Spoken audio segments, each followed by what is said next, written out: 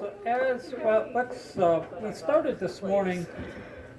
We started this morning talking about testing.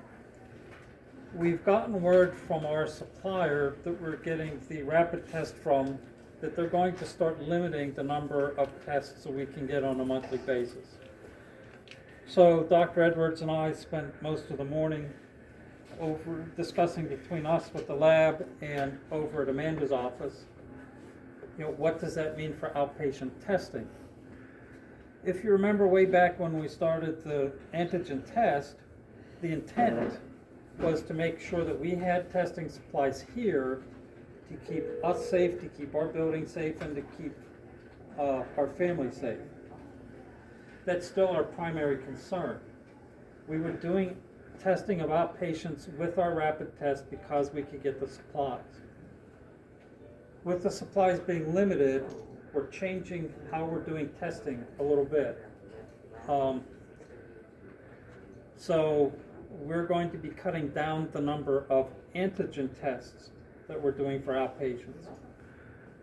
We will continue to do the PCR test, which is the send-out test for people for outpatients. And as time goes on, we may even change to PCR testing for some of the staff in-house.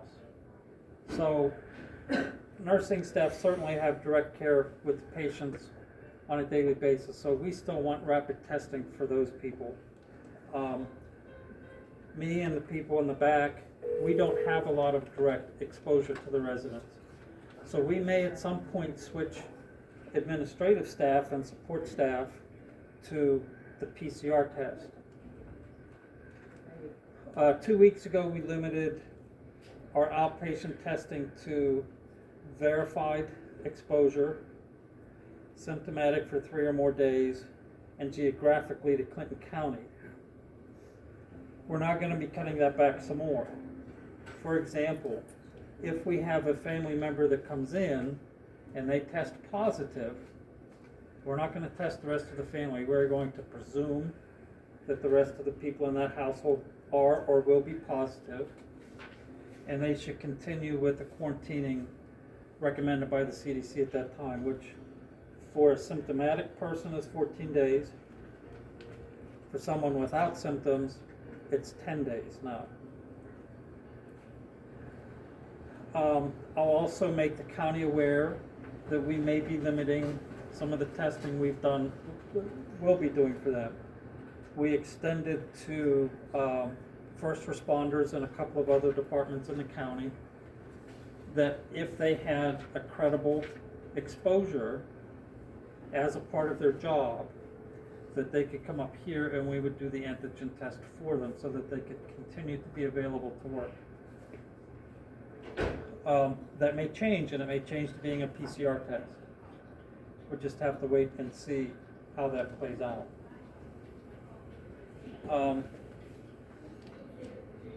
Right now, the clinic is not scheduling anybody, I believe, until we get back to them with some counts. I had the lab go back through and count the number of antigen tests we have.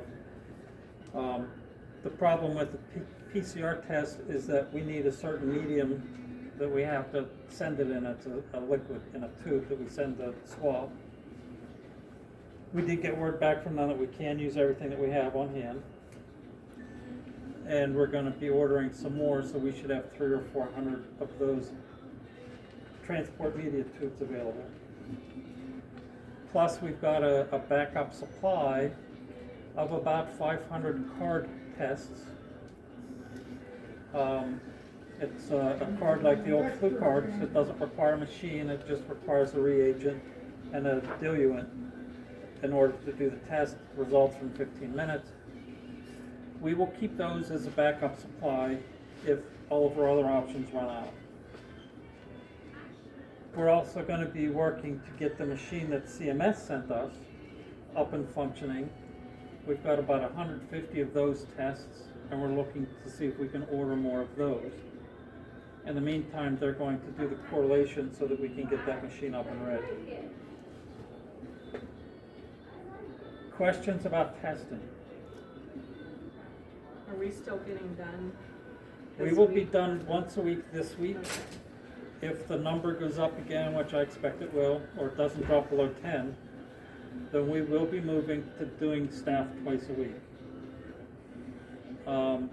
We're trying to identify someone who we can train to help Dylan and Beth do that workload.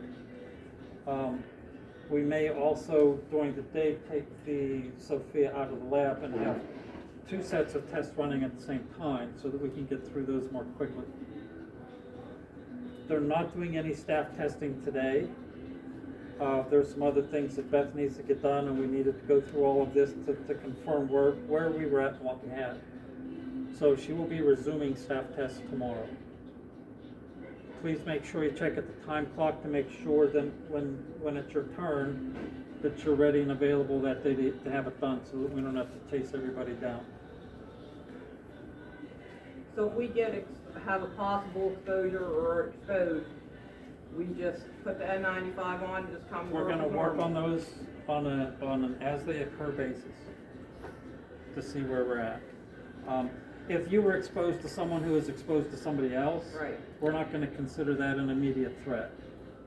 However, if you spent 6 hours with somebody who tested positive, we're probably going to look at that as a credible exposure. But remember, no matter which test you do, there has to be at least 72 hours from the time of exposure till you get the test. If we don't wait that 72 hours, we've basically just thrown away a test. It's not going to tell us anything.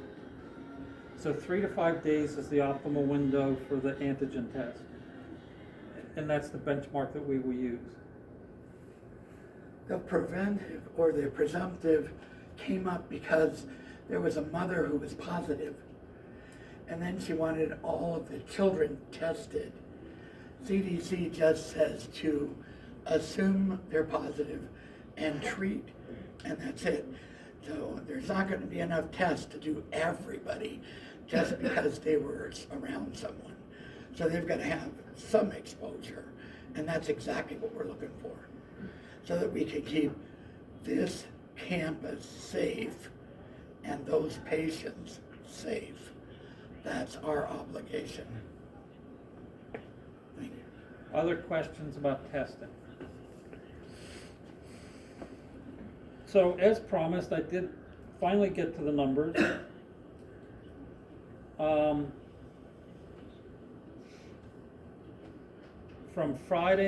noon on Friday till noon today, new positives across the state, 27,844. Deaths since Friday, 260. Center County went up by 232. They are now at 6,889 cumulative positives. Clearfield went up 175 to 2,222. Clinton County, from Friday till noon today, went up 107 to 957. Elk went up 73, Lycoming 313, Northumberland 195. Potter went up by 25, Tioga by 67, Union by 90. Local zip codes, North Bend went up 3, there are now 16 in North Bend. Renovo went up 4, there are now 36. I know both in North Bend and in Renovo there are additional positives that have not yet shown up in these numbers. And I'm talking probably a dozen plus. Carthus is up to 71, they went up 4. Snowshoe went up 7. Mill Hall went up 24 to 165. So Beach Creek went up 5. Lock Haven went up 48. Jersey Shore went up 33. Bellefonte 72. State College 60. Loganton 6. Williamsport 106.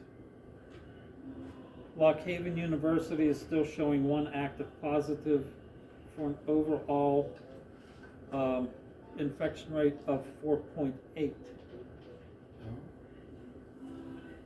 which is right at they're not on their 5% threshold. Yeah. But they're home until spring semester starts in January, so I don't believe they have any students on campus. University Park's numbers have not been updated from last week, but they are showing a cumulative total of 4,965 positives, 3 quarantined, 3 in isolation. 63 of those are active, and they're waiting for results on 96 tests.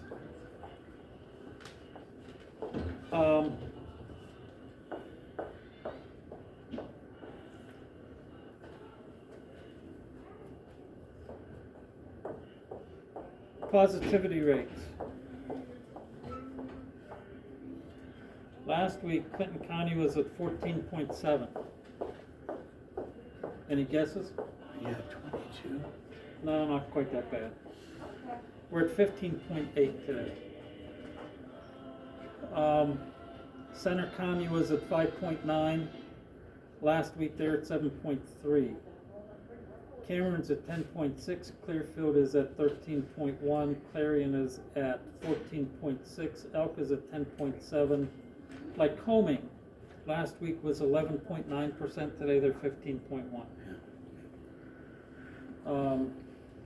Northumberland's 14.3. Potter 23.4. Tioga's at 21.1. Union's at 16.6. I also went in and we can pull hospital data for the number of COVID. So Clinton County is showing today, on today's numbers, 15 COVID patients hospitalized in Clinton County. They have to be in Lock Haven because they're not here. None of them are in ICU, none of them are on a vent. Okay. If we look at Lycoming County, they're showing 72, 13 in ICU and 4 on vents. So it seems like any positives from Lock Haven are going to be going down to Williamsport. Center County showing 39 hospitalized, 2 in ICU, 1 on a vent. Montour, which is where Geisinger Danville is located, they have 95 positives, or 95 hospitalized, 25 in ICU, and 14 on a ventilator. So our ICU numbers and our ventilator numbers immediately around us here are still pretty low. We're talking less than 5% of capacity. And I believe it was the Express today, there was an article about Susqueview with a couple of more positives. Susqueview is now showing 2 positive residents and 6 positive staff. I do not have definitive numbers for extended care. So,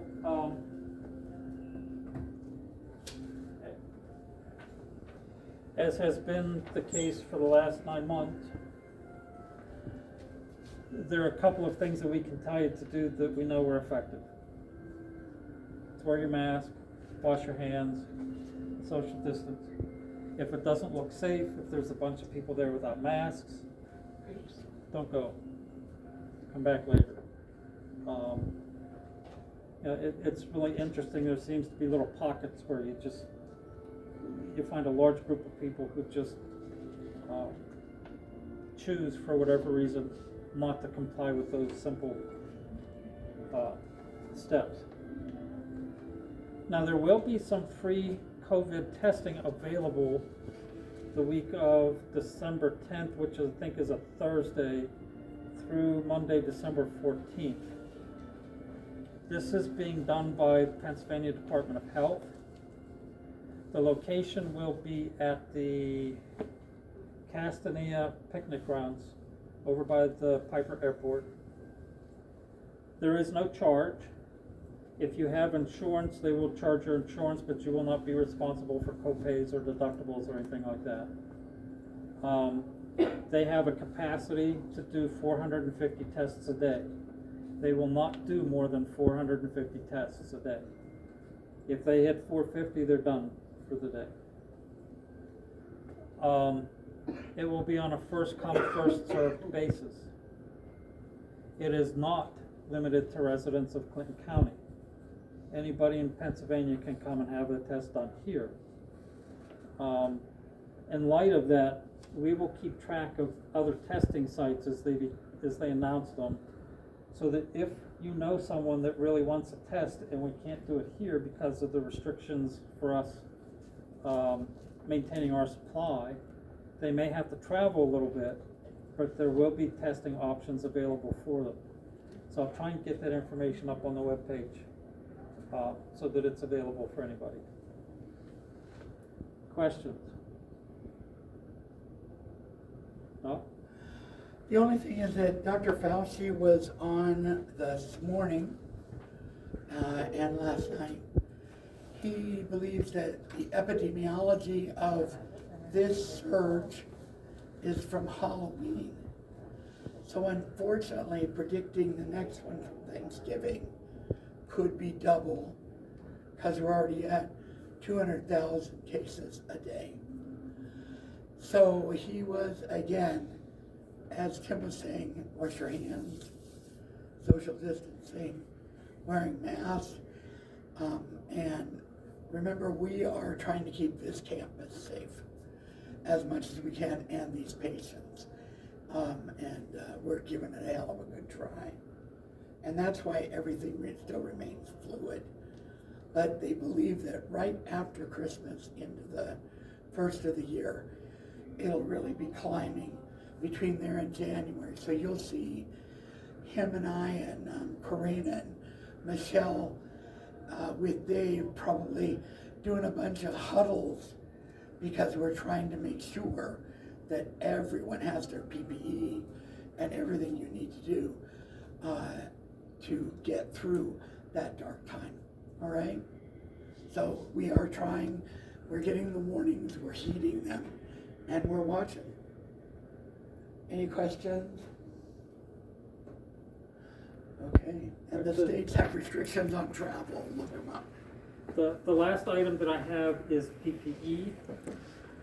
I do have David working right now gathering all of our PPE up from different parts of the building. We are going to secure it. We've noticed that some of the supply has gotten smaller for no reason, or no acceptable reason. So we're going to secure all of that. Anything that you need, we're not restricting what you have. I just want to make sure that it's available here for when you need it. So if you need a new mask, if you need gowns, if you need shields, if you need gloves, whatever it is, let somebody know. We will get it for you. We've also found a way to do some repairs to these masks. So we will be keeping them as a backup just in case. Remember that we're still sanitizing your masks every day, so that when you come into work, you've got a clean, sanitized N95 mask to use. Questions? All right, that's all I have. Thank you.